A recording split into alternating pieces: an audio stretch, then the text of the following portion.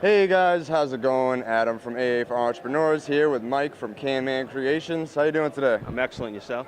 Great, man. Couldn't be better. I'm gonna say this probably all day to everybody, but if it was a consumption event, that's the only way to make it better. That's right. If we could like hotbox this place, that'd be kind of Oh fun. yeah, that'd be cool, man. Or at least have a couple sections where people can kind of like little lounge areas. You Yep. know what I mean? So the Smoking people who section. don't want to be smoked out don't have to, but the people who do want to be smoked out got you Can covered. be, Yeah, exactly. that'll happen in a couple of years, I think. You Yeah, know what I mean? we're making huge steps. Yeah, Definitely yeah. making some huge steps this year, and that's what it takes, baby That's steps. right, When you that's have right. 100+ years of misinformation, it takes a little while to dispel exactly. that. That's true. That's true. So tell my watchers and listeners a little bit about Can Man Creations. All right, yeah, I've been tattooing. I'm a tattoo artist, and I've been doing that for 23 years, and also started painting around the same time. Me and my wife Angela, we own a studio in Medway, Mass. We've been in business for 14 years, and it was just fairly recently where I decided to take kind of a backseat to the tattooing. I still do a few little bit here and there, but I'm more focused on the art part of it, making paintings and merchandise and doing like live events, live painting events, Yeah. doing mural projects, even doing commercial graphic design stuff. I've been a big fan of cannabis ever since I was a young kid, and out of all the vices that are out there, cannabis is the one thing that doesn't that I can function well on. I don't need it to be creative, but a lot of times it does kind of help to kind of get the creative juices going, and sometimes come up with really cool concepts. Yep. And also too, I'm noticing how there's so much research nowadays as far as the benefits from it. And I've actually had family members who have suffered from the opioid crisis, and where cannabis has actually been a really big help. So it's kind of interesting where I'm more of a recreational smoker, but seeing all the benefits and having people close to me that have actually either suffered from opioids or actually was able to benefit a little bit from them. It's kind of it's kind of great to see this is all coming about, and especially here in Massachusetts. So I want to kind of get behind it. What are you seeing that people are using to help them with their opiate addiction as far as cannabis products? Well, I think what I've noticed a lot of people are using. It's just starting to happen, I think, but it's not so much. I do see some people that are kind of able to get off the pain pills and use cannabis to help with pain issues. But I think down the road, if there can be kind of more of a push in terms of having that option instead of automatically getting on painkillers, to have that option that maybe cannabis would be a better alternative. And it's not even a maybe, it is a better alternative, because when people start using the pain pills, there's such a extreme chance of you getting addicted to it. So In like 3 days. exactly. So I kind of feel that the cannabis is definitely a better route to take. You know what I mean? And also just even if people, it can even just be minor things. So I had to use. I got a medical card for a short period of time because I was put on blood thinners for a little bit of time, and I was starting to get a little bit of the mild side effects from it. So that's why I got the card. But I eventually got off of those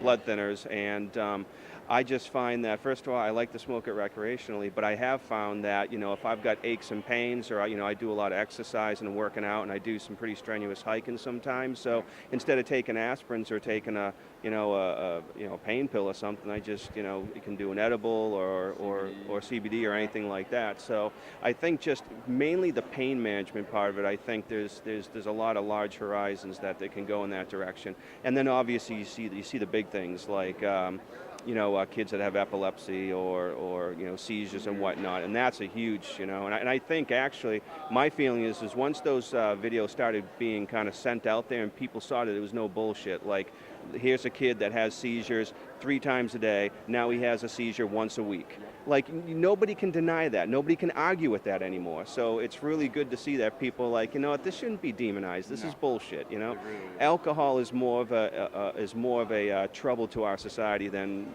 marijuana is ever going to be. I definitely think alcohol is more of a gateway drug, and there's actually studies out there that are being shown that it kills your brain cells, which is something they love to say about weed, which isn't true. It actually helps regenerate cells and kills weak cells, which is awesome. So kind of playing into that, how do you feel that Massachusetts is doing with their legislation for cannabis? I think in the grand scheme of things, I'm happy that what's happening is happening. Obviously, I could think it could be a hell of a lot better, The slow rollout, I think, is kind of ridiculous. It's almost like they're trying to be cautious, which I understand this.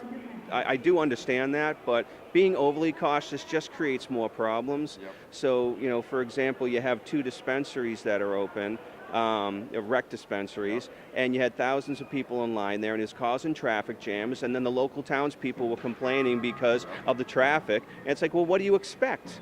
And don't complain about the people who smoke marijuana and now want to buy it. Complain to the state because they decide to do a slow rollout, and basically everyone in the state has 2 choices to go through. Yeah, and they can only get like a 1/4 ounce limit or something like that. It's crazy. Exactly. I mean, I've been paying attention to what's going on in Colorado and also California, and it's just a matter of seeing what's going on out there and kind of projecting what's going to happen down the road. You know, so I kind of feel maybe 4 or 5 years down the road, everyone's going to be a lot happier with what's going on in Massachusetts because it has time for the information to get out there. It's not quite as demonized. People see all the benefits to it, and then it keeps everybody transparent as well too. So you can have a lot more businesses, and people can't be doing shady shit like selling moldy weed, and you know, and of course the costs will go down eventually. You know, I understand these businesses need to recoup the money they spent to get started, but eventually it needs to come down because, you know, the prices they're asking is just, it's kind of ridiculous. $400 ounces, like come on. $400 ounces, yeah. And there's people that are going to go out there and buy them, you know, but you know, after a while they'll realize, you know, this is kind of silly. So I spent some time out in Colorado, and like you're saying, after a few years, the price definitely went down. Like I could get ounces for $100 out there, you know. So so it's just a matter of time. And I think what's also important too, and I hope to see it happens down the road, is you know, sort of like the alcohol industry, where, you know, you can, you know, if my information's correct, like Budweiser is probably like the biggest alcohol company out there, but you don't have to buy that stuff. I honestly don't find it to be that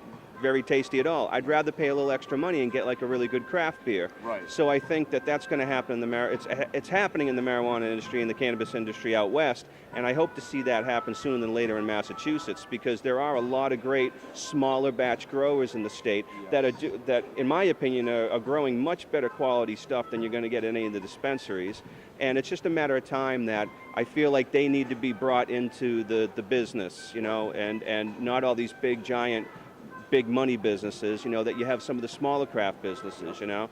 You know, it's just like you have big companies and then you have small businesses, and that's what helps to keep the economy going. Exactly. And you kind of need that too with this industry as well. You need the balance. It's all about balance. Exactly. And then also, you know, my feeling too as well is, and then what I'm doing with my artwork and how I can kind of fuse artwork with cannabis, is that it would be nice when a day comes where people can go to a lounge where they can consume their cannabis, but there's all different types of lounges to choose from, and every lounge has a different vibe and a different style.